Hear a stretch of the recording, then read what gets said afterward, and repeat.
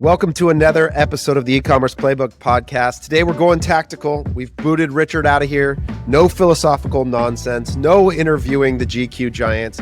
This is in the weeds, solving for the great AI takeover of Google, turning it into a giant PMAX sloth. I don't even know what I'm trying to say. But I've got with me the VP of Paid Media from Common Thread Collective, Tony Chopp, here to help us decipher what on earth to do with Google. Tony, how are you? I'm doing well, Taylor. Thanks for having me. So, Tony, you've spent what? Like 20 years dealing with this whole Google ad product universe. Give us a little bit of the credentials here and why people should listen to you help us solve this problem that we're going to discuss. Well, you're giving away my age, so that's a good start. But I've been in the digital advertising world for coming up on 20 years now. Early on in my career, I spent a ton of time in the Google Ads space. I ran my own consulting agency for a bunch of years before coming to CTC in 2019 to actually help CTC build up the Google Ads function. So yeah, deep tactical platform knowledge on Google Ads for sure, specifically. And just a little anecdotal story, what actually I think led to what's worked really well for me at CTC. Early on in my career with Google Ads, I did a lot of lead generation stuff. And then as I spun up my freelance business, one of my first clients was a large e-commerce brand that sold auto parts. And I actually didn't have a ton of experience with e-commerce and Google shopping at the time. And I got fired in about 2 weeks from that deal.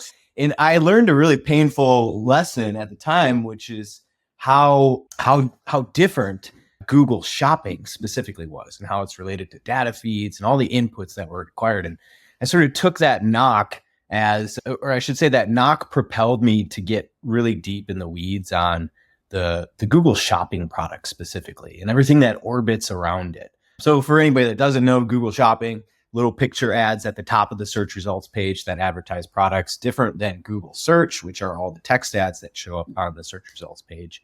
But yeah, so that sort of propelled me to become, I would consider myself a data feed expert. And that was really just all about getting the right inputs into Google in order to make Google shopping as effective as possible. And you'll recall, like from the early time at my early time at CTC, some of the mantras that I would have about how we want to invest the majority of our dollars into Google shopping and get really good at data feeds and really control how much we were spending on Google brand search, which is a topic we're for sure going to get into.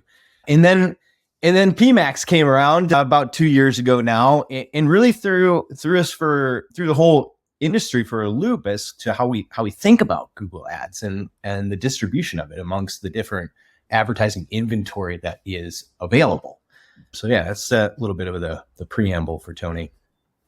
Yeah, that's great. So we've brought you in today because over the last week with the release of this month's D2C index, we have been publishing some data around the impact that we've seen on PMAX in the ad environment generally. And if you follow me on social, you've seen that I put out a bunch of tweets lately, basically saying that Google is killing itself with PMAX. And I want to lay the groundwork for this and then have a dialogue about what that means we do in light of this reality. So a couple of things that are data points from the D2C index over this past month.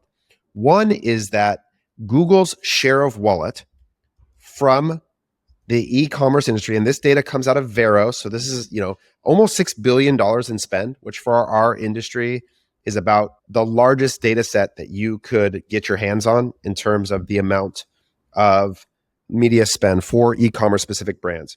Here is something we have seen.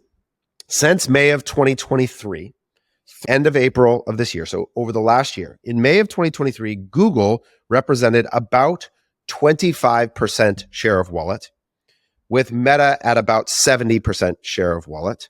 And then the ancillary channels sort of fighting over the scraps of about 5%.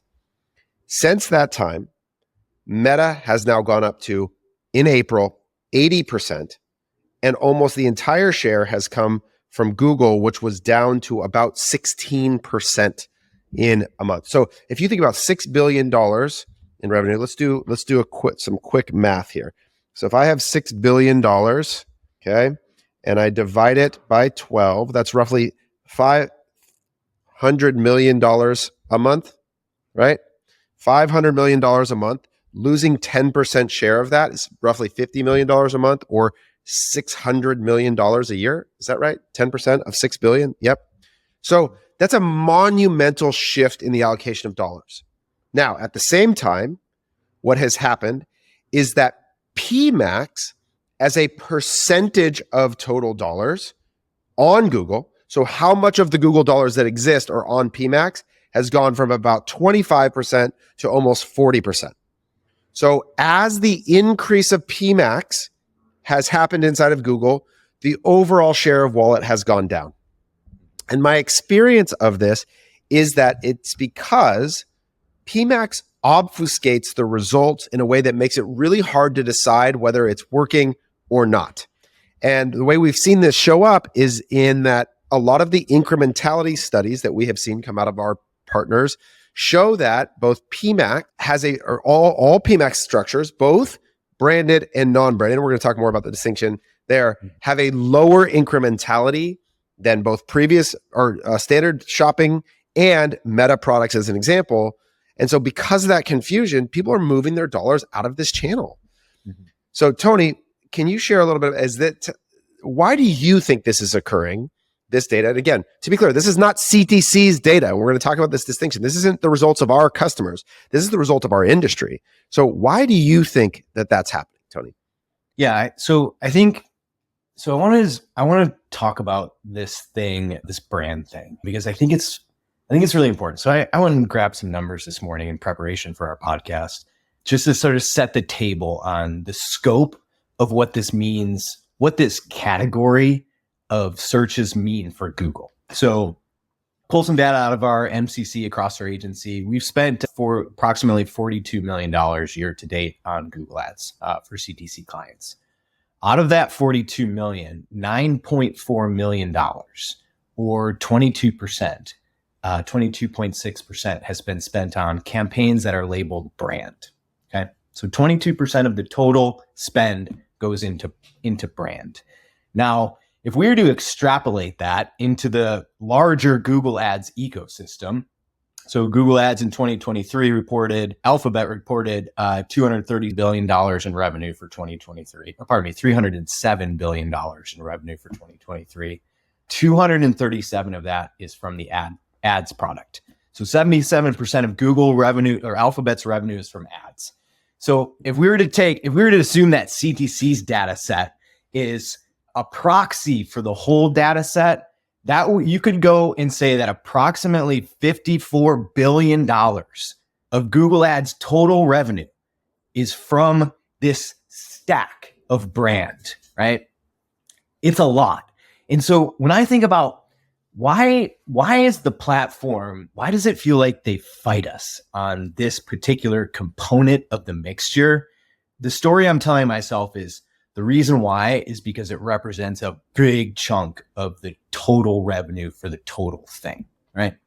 So that's like one contextual thing for me in it that I like have to wrestle with when I think about, like, as an advertiser, what I know is I want to be able to drive the most positively incremental investment with my dollars possible, right? And I go, well, why doesn't Google help me with the tools to do that? And then I go to the other side of the coin. I go, well, it's because of this brand piece of the puzzle is such a large portion of the total financial puzzle for Google Ads. One more piece just to break down that ads revenue, $237 billion. Let's break that down into chunks as well. So $175 billion of that, or approximately 74%, is coming from Google search. Okay, so the search results page. That's search shopping. That's advertising revenue that comes directly out of shopping ads and search ads. The remaining 26%, 13% is on YouTube, and another 13% is on Google Network, so GDP, display advertising. So the other piece of this, so there's the whole brand piece of the puzzle. Then the other piece of the puzzle, and I believe the impetus behind the why behind PMAX, is that the search results page has a finite amount of inventory. There's only a certain amount of searches. Yes, it's a lot, but still there's only a certain amount of searches. And I believe if I'm sitting at the top of the Google Ads leadership team, I'm looking for ways to expand the available inventory into these other channels. And I think this is a big component of why the push for PMAX has been so strong. So the whole conversation for me orbits around the elephant in the room of how big of a component brand search is for the Google Ads business. And the other piece of the puzzle, which is the Google Ads platform continuing to try to find ways to monetize, they call them surfaces, other than the search results page.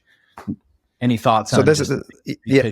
So I think it's a brilliant breakdown that analyzes the incentive structures that we're dealing with. And I try my best to avoid tinfoil hatting this process to now just say that, well, Google is trying to intentionally force you into a thing without your conscious awareness of it. But I do think that the danger here is, this reminds me a little bit of like, did you ever hear the AOL statistic that like towards the end of AOL's era, that like a lot of the subscriptions were just like old people who didn't know how to cancel or had even potentially passed away, where it was just like they were benefiting from lock-in on an idea that no longer actually served the customer. And so like when I put out that tweet the other day talking about how I think one of the things that Google should do is ban competitive brand term bidding, people were like, it will never happen. And if that's true, if it becomes too big of a hurdle to actually act in the interest, the mutual benefit of your customers, I think that's when a business is really in trouble, is when they would have to take a step too far back in order to do the right thing. And so they begin to move into ways. So one, I think there's just this whole interesting thing about brand search being the ultimate tax on a product that that has maybe ever existed in human history, where it's just like you used to have a thing that you controlled, that you earned the right to show up first organically for, and now anybody is allowed to place themselves into that line of results in a way that forces you to bid then organically on your own content. So I think that's super interesting. And then the second thing you're describing, which is that the problem with search, or let's specifically the search engine results page, is that it's immensely finite. Even though there are infinity terms, the core ones where people want to compete for the attention are finite. And so what happens is, in any auction-based search environment where the inventory is fixed and then the supply of advertisers is not, all of the profits tend to get competed down to nothing. Someone is willing to pay a little bit more and a little bit more and a little bit more and push out the payback period a little further and a little further and a little further, and take up more and more of that real estate till eventually there's nobody making money on that page anymore. And that's what's happened as our industry has matured, is that a lot of these categories, jeans, t-shirts, whatever, they all get competed down to nothing. And so the value capture there just sort of dissolves over time. So both of those are important dynamics to think about, in which Google now has to solve for creating a product that allows them to go further. So if those are the two constrained inventories, Tony, search and brand, what are Google's unconstrained ad products where they have an interest in people pushing towards? Yeah, I mean, YouTube is the obvious one that we've been watching them try to unlock it for a bunch of years now. And simultaneously, like, we've had a bunch of explorations into YouTube as well, which have been challenging to measure, I think, is the easiest way to explain it. And then the other piece of inventory that I think PMAX goes into, that as advertisers we haven't been super excited about for forever, which is the Google Display Network. And those are the two places where PMAX really expands into. But I want to circle back to something else that you said, which I think is the PMAX puzzle when it goes into search ads. One of the things that we see all the time from Performance Max, we got search terms reports out of Performance Max 6 months or so ago, is that expansion into competitive terms. So it's one of the first places we'll see PMAX go into quote unquote non-brand search. On the flip side of that coin, one of the struggles we've been fighting against with a bunch of our advertisers who are in many ways potentially over-reliant on brand search is the cost of that traffic increasing. Right. And it's a tricky puzzle. There's no doubt about it. And they're difficult conversations to have in our client partnerships when we're faced with something like, a question like, why is my CPC on my brand search traffic rising so significantly year over year? Why am I not able to access the same level of return that I was in years past? So it's tricky for sure. So I want to say this back because this is a really important point. So you're saying that when people use PMAX, it draws them into competitive bidding on other people's brand terms. Yes. Which has a secondary effect for that brand, which it drives up the CPC on their own terms because now there's more people competing against their space. So this is really potentially a vicious cycle where the increase of the utilization of PMAX increases because brands are no longer choosing all the terms that they bid on. They're giving Google more free reign. And this is important, I think, maybe just to set up what is PMAX. PMAX is sort of Google's attempt at all placements, where you give them free reign of delivery against any available search term, any available ad inventory that they deem to achieve your business objective. Yeah. So draw them into competitive search, forces the other brands to increase bid price on branded search, decreases the value of brand search over time, right? Like that is a pattern we've seen play out in a number of spaces. And there's nothing that people hate more than spending a bunch of money on their own branded search terms. But there's also the thing that they might only hate more is seeing a competitor show up first on their own brand term. And so therein lies the tension of choice. Do you accept the lower return, pay the tax, or do you cede the real estate to a competitor? Yeah. Yeah. And I think we ask and answer those questions all the time. And at a performance agency with a bunch of resources and a bunch of knowledge, like we work to get as clear as possible about where we're allocating the dollars. And this is where PMAX becomes challenging, right? And I think this is probably, it makes sense for us to get into some of the tactics that we're using on the PMAX side to try to control for this. So for example, we'll have our most common tactic is to have two versions of PMAX. We'll have a brand versus a non-brand PMAX campaign. But we want our brand search campaigns to cover the brand ecosystem so that we can be thoughtful and control the CPC as opposed to having PMAX just do all that work. But that's just us. That's just a super in-depth performance media agency. So the 80% of the advertisers that turn on a Google Ads account and fire up PMAX and let it rip. That's right. So what you're getting to is, okay, in light of this reality where PMAX, and here's the thing I want to say that I'm going to assert some goodwill here towards Google's actual attempts, is that my genuine belief is that the sequence of advertising, when you tell an ad algorithm to optimize for lowest cost of conversion, would be obviously and logically consistent to move first through the highest intent signal that exists, which would be branded search, remarketing.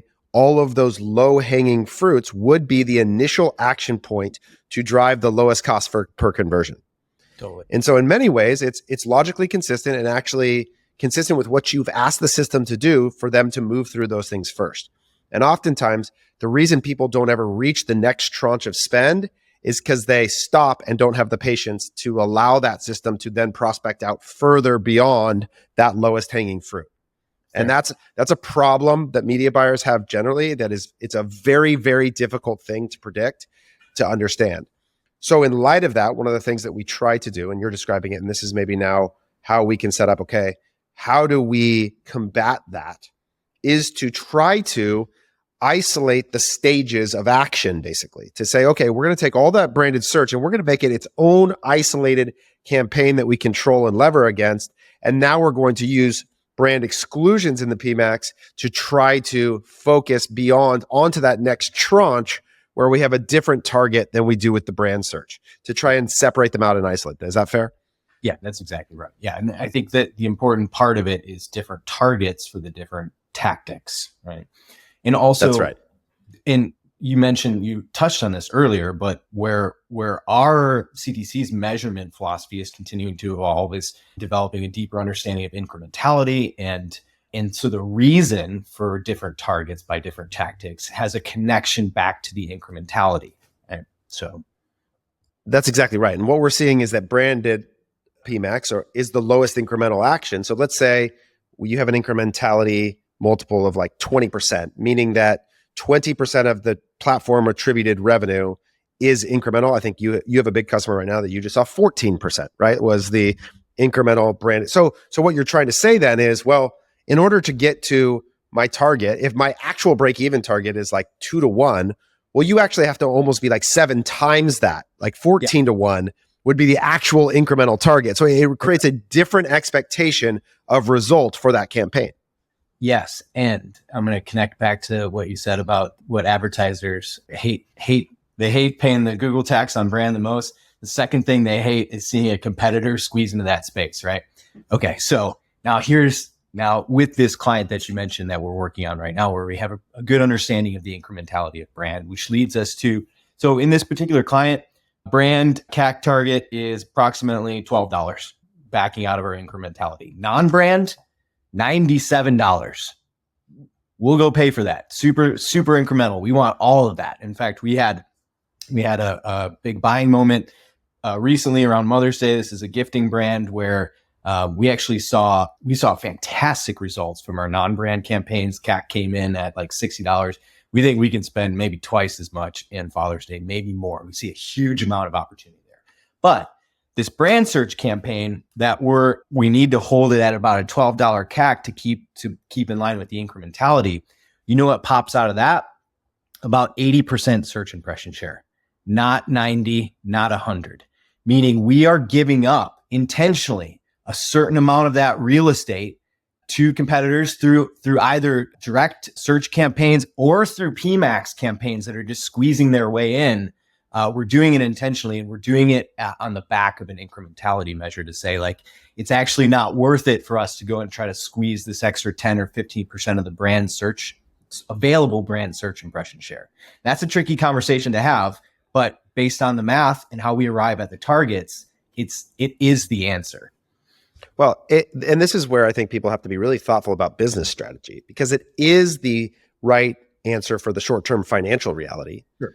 But if you are ceding positive incremental contribution margin to a competitor, there is an argument to be made that defending that real estate, even at a loss, is beneficial. And those are the really hard choices that I think businesses have to make in these scenarios, and why there is no right answer to this problem. And so when people espouse publicly, like, oh, you just do X, Y, Z, it misses the complexity of this from a pure business strategy and financial decision-making standpoint. So that's really hard. So I want to go to the next phase here, because we're talking about the distinction between brand versus not brand, but I would also say that we have seen different incrementality and therefore potentially different strategies designed around placement as well. So we talked about Google's desire to leverage their largest available inventory around display network and YouTube.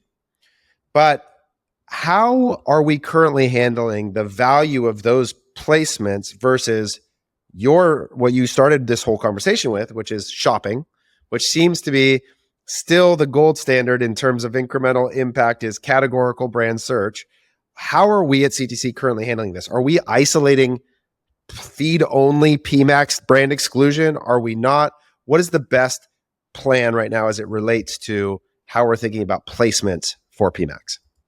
We are still doing feed only. It's getting more and more challenging to execute in the platform. It's a place where I think the platform doesn't quote the platform as if it was a thing, doesn't want us to do feed only, but we are continuing to find ways to, I guess, hack it would probably be the best way to say it, to get to a feed only shopping campaign. The other thing that is so sort of interesting in the dialogue between us and our agency partners and what we're sort of hearing from Google, a year or two ago, the message was, hey, throw everything into PMAX, consolidate. And actually, we're starting to have conversations and hear things from them that are more akin to the way things used to be, which is if having dedicated campaigns for all the inventory types. So having dedicated campaigns for search, dedicated campaigns for display, dedicated campaigns for YouTube. And I would say that remains our best practice, that if we have an intentional thing that we want to go after, we do that in a dedicated campaign, as opposed to everything smashed up together into one PMAX. So I'll give you, for example, one of the things that I'm doing regularly across the accounts that I'm associated with is our non-brand PMAX campaigns will mine the search terms report. And when we spot good search terms in there that we want to go after, we'll go and then build a non-brand search campaign to specifically target that group of traffic. So it's almost like when we get our PMAX campaigns set up in a way that we feel is the best in the current environment, it's almost like thinking about them as a place to farm or source or potentially look for ideas that we can then go build in specific tactical campaigns in a Google Ads account, represented by a specific set of economic targets related to the funnel that we're going after, et cetera, et cetera. I think the best way to think about PMAX is like get it as sharp as possible, and then what you learn out of the PMAX, whether it's through search terms or audiences that pop up or whatever else, use that to deploy into specific campaign types. Yeah. And this is really good. And I think this is where these platforms fundamentally miss their strategic recommendations to e-commerce in particular, which is that there's so much specificity as it relates to the marginal value of each unit, as well as the inventory position of each unit, that has to go into being able to have eyes into both the target result as well as the volume of results that you need to generate over time. And so one of the things right now that I've seen is in terms of how deep you break out the types around optimization. So you're saying campaign types. This could be around an individual SKU. This could be around a category of SKUs. This could be around AOV, right? Those are all three different ways that I would say how specific you get relates to how big your budget is, how many purchases are going to occur on that ad set, how much search volume exists as the opportunity, because you don't want to be whittling these campaigns down to where you're getting 2 purchases per week. It's going to be still really difficult to optimize around it. But you want to get to buckets, ideally around an aggregate marginal result where you can have an idea of what the target efficiency outcome is for those campaign structures and where there's going to be enough volume to get through the recommended optimization phase, right? Like, so those are the things to consider in terms of the width of the account. But other than that, it is specific around feed only.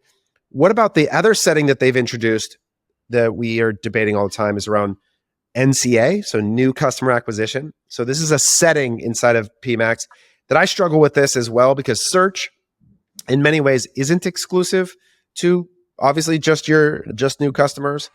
So how are we thinking about the utilization of when and where to use NCA? We've also seen this have a dramatic impact on incrementality, and not always positively, like in every direction. So how are you thinking about when to use NCA and when not to? Okay, so first of all, let's talk about the weird thing about NCA structurally for how it's wired up. So the way NCA works in a Google Ads account is you add an arbitrary value there's a setting to add an arbitrary value for a new customer. Okay. Now, the platform will give you a little bit of information based on AOV and what they think that arbitrary value should be. But the point is you're adding an arbitrary value. So say it's $20. Now, what it does is it makes the conversion value reporting in Google Ads weird, right? Okay. We'll use simple math. Let's say you sold something for $100 and it was a new customer, and you send a new customer's worth $20. Google Ads is now going to report that as $120. So you've baked in conversion value that isn't actually part of that transaction. That's weird. Look at your face. It's super weird. Now, the way that we've manipulated this is we'll add a really small number for the new customer acquisition value, like $1 or something like that, to try to give a little signal, but not overly inflate the conversion value. So it's not the weirdness of it is the ability for it to inflate the reported conversion value in a Google Ads account is a watch out. And we've seen it. Now, is that because they're using that value to inform optimization? And so the higher value is a signal to go after those kinds of people? Like what is the actual logic there in the algorithm in terms of why Google's doing it that way? Yeah, I mean, I think not all of their, like outside of the sort of target CPA, so they're CAC related bidding methodologies, they are value related. So there's maximized conversion value at target ROAS. So by saying this new customer associated with these audiences XYZ has a higher value, it is tilting the scale of the algorithm to attempt to find higher value customers. For me, it's the thing that's problematic about it is adding like not real conversion value into the reporting. And that can mess with a bunch of measurement down the line. So it's something that the way that we do it at CTC, if we're going to set it up, is we'll use a really small value in there, like $1. But still, even still, like if you're having 20,000 or 30,000 conversions a month, you're adding an arbitrary value in there. So I'm not like overall, I'm not as bullish on the functionality of NCA. I'm more excited about the olive branch that they gave us about a year ago in April of 2020 for the brand exclusion lists in PMAX. That's more important to me than the NCA bidding from what I've seen.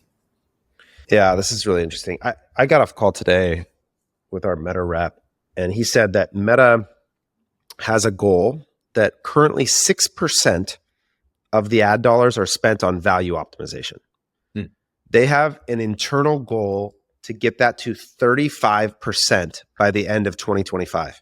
Yeah. And that's going to include the release of new products around profit optimization, these things. And I feel like this is the shift that these platforms are going to make because of what the market is demanding from them. And so you're seeing Google, I feel like they're like going back on a lot of their initial setup to undo it all, to go back to, okay, we hear you, we see it. But that's just sort of my way of setting up, like, what do you think happens from here? Where does this go in terms of what is Google going to do about this? Well, so I'm going up to their annual summit, Google Marketing Live, tomorrow, where they talk about all their new ad products. And I'm assuming this podcast isn't going to be released for a couple of days, so I'm going to talk about some of the stuff that we expect to see. I think they're ahead of the game. I know they're ahead of the game on bid for profit. So it's going. We've been in a handful of betas for a couple of accounts. And it's going to be part of the conversation for Google Marketing Live tomorrow. It's something that they're really excited about and releasing. And I think this is where, like, as an e-commerce advertiser that's really close to this product, I think this is where Google has the advantage, and where our alignment as an e-commerce agency can be greater than ever before with the Google Ads platform, using as they mature into a bidding type that's bid for profit. And built on top of the fact that so much of the advertising is driven off of data feeds, and our ability to submit cost of goods or profit related data through the feed. Let me just say this, Taylor. This is the future that I believe is right around the corner for us. A PMAX campaign, clean as a whistle, non-brand. We're super confident in it. The Google Ads account has a lot of shape to it in its structure outside of PMAX. So our brand campaigns are really tight. Our non-brand search campaigns are really tight. Everything's really tight. PMAX, non-brand, super clean, bid for profit. Okay. And we go in there and when we look at the data, we say, hey, this thing's got, there's no holes we can poke in it, right? It's clean, it's non-brand, and it's creating a margin outcome at the product level that is at or above what we see from our advertising on Meta, our new customer advertising on Meta. We're going to shovel money at that campaign. We're going to shovel money at it all the way up to the absolute limit of diminishing returns. And I think this is where to me, Google has for me in my worldview is as an e-commerce advertiser. So it's like their platform is much bigger than what we care about, right? But for me, I envision this world where I have this really high level of confidence that this campaign is positively incremental, that I understand the economics of it, and then I can see that information in the platform. And not only can I see that information in the platform, but more important for me to see it is for the machine learning algorithm, the bidding algorithm, to be operating and making decisions off of profit. Oh my goodness, am I going to shovel money at those campaigns? And this is where I'm going to read a message I got from a GM and operator at one of the largest US private equity firms about this exact topic. He sent me a message. He says, "This is a message to say thank you for your podcast and content. They've been a daily friend for the past 8 months while I worked on one of the largest US private equity companies managing D2C brands and e-commerce GM businesses operationally and globally. I worked with finance and marketing to implement what we call CROAS, contribution margin return on ad spend, measured on a weekly and progressively daily basis. The critical component was aligning finance to provide feeds for product/order level COGS data, shipping, and fulfillment, and a cross-border taxes teardown to get a cash return on the spend we could optimize for. Long story short, stumbling across your podcast gave me the confidence that I was onto the right thing and to push for change. Thank you. This is what's happening and where the world is going inside of every major organization, is that people want to understand how much money they're making on their ads at a unit level, at a margin level, and that the game is not to optimize for revenue anymore. And so this is where it's all headed. And I think that in the meantime, we still, as media buyers and operators and agency owners or have a responsibility to understand and hold for ourselves the business objective that we are there to drive and to mangle and wrangle these products into serving it. So, Tony, any last thoughts you'll leave people with as they head out to try and wrangle the AI? Yeah, I mean, I think, there's a couple other tools that we're exploring and partnerships that we're exploring around the incrementality of brand and when to show an ad and when not to show an ad.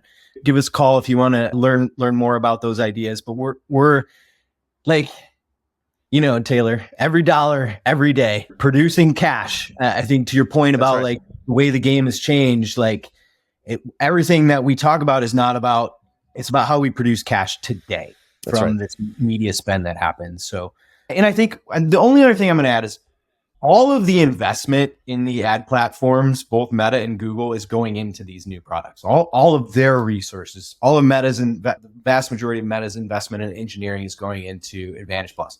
The vast majority of Google's investment in engineering is going into Performance Max.